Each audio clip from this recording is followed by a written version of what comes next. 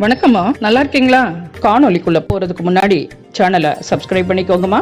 அப்படியே பெல் பட்டனையும் அழுத்திடுங்க. இன்னைக்கு அம்மா செஞ்சிருக்கிறது குழிப்பணியாரம். எளிதாக செஞ்சிடலாம்.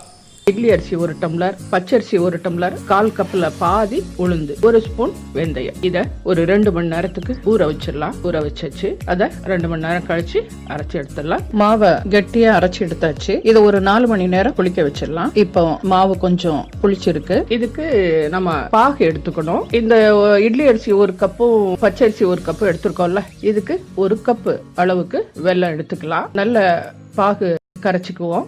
பாகு பதம்லாம் வேண்டாம், நல்லா கரைஞ்சாலே போதுமானது. முதன்னு வரும்போது நம்ம எடுத்துக்கலாம். அதுக்குள்ள மிக்சியில ஒரு 5 ஏலக்காயும் 1/4 முடி தேங்காயும் போட்டு கொரகரப்பா அரைச்சி எடுத்து வச்சுக்கலாம். திருவி எடுத்துக்கலாம். நான் அதோடய மிக்சிலேயே போட்டு ஒரு கொரகரப்பா தேங்காயும் ஏலக்காயும் அரைச்சி எடுத்துக்கிறேன். தேங்காய் ஏலக்காய் கலவைய நம்ம மாவுல இப்ப கொட்டிடலாம். பாகு நல்லா கரைஞ்சிருச்சு.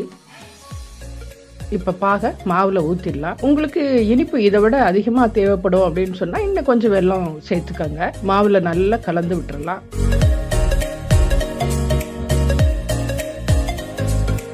இந்த பதத்துல இருந்தா போதுமானது. இப்ப அடுப்புல இருக்கிற குழிப்பணியார கல்ல இந்த மாவை அப்படியே ஒவ்வொரு கரண்டியா அழகா ஊத்தி விடலாம். ஊத்தி வச்சிருக்கிறத பார்க்கவே அழகா இருக்குல்ல. இப்படி எல்லா மாவையுமே கல்லில் கொஞ்சம் நெய் ஊற்றி விட்டுறலாம். இந்த நெய் ஊற்றும் போது அந்த வாசனையும் நல்லாயிருக்கும், சுவையும் நல்லாயிருக்கும். அதற்கான சத்தும் குழந்தைங்களுக்கு கிடைக்கும். நெய்யும் சேர்த்த மாதிரி இருக்கும்.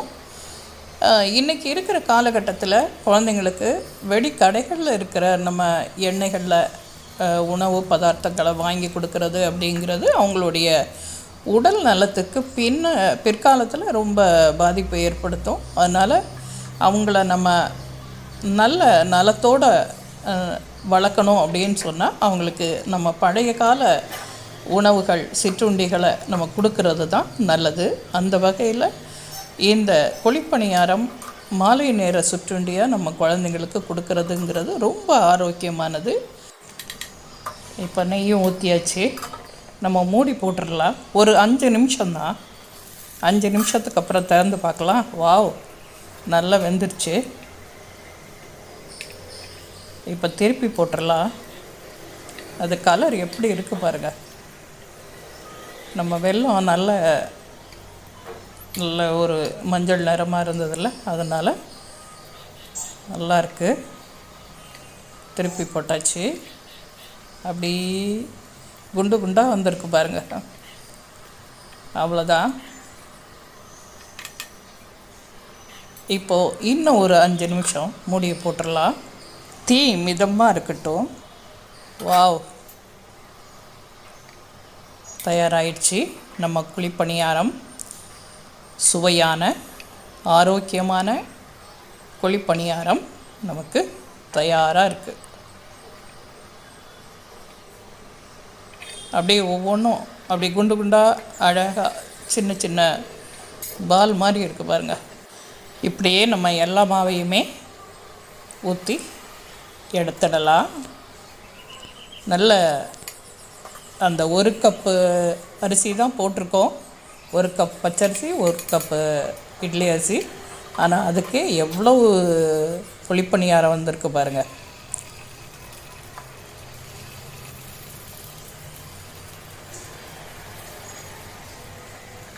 அப்படி ஊற்றுறதை பார்க்குறதே ரொம்ப அழகாக இருக்குல்ல.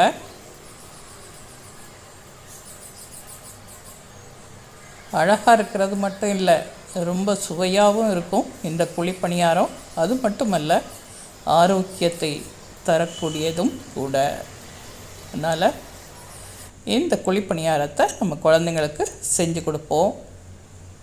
அவர்களுக்கு கல்வி அறிவோடு நல்ல உடல் நலத்தையும் கொடுப்போம். எவ்வளோ ஸ்பாஞ்சாக இருக்குது பாருங்கள்.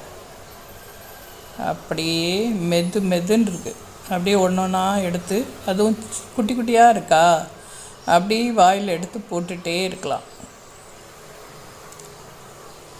ஒரு தட்டில் இருக்கிறத முழுக்கவுமே நானே கூட சாப்பிட்ருவேன்.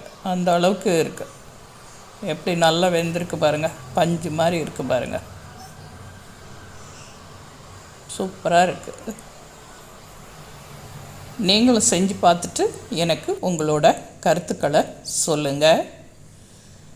நம்ம சேனலை இது வரைக்கும் சப்ஸ்கிரைப் பண்ணலன்னா பண்ணி வச்சுக்கோங்கம்மா. நன்றிம்மா. மீண்டும் ஒரு உணவோடு உங்களை சந்திக்கின்றேன். நன்றி, வணக்கம்.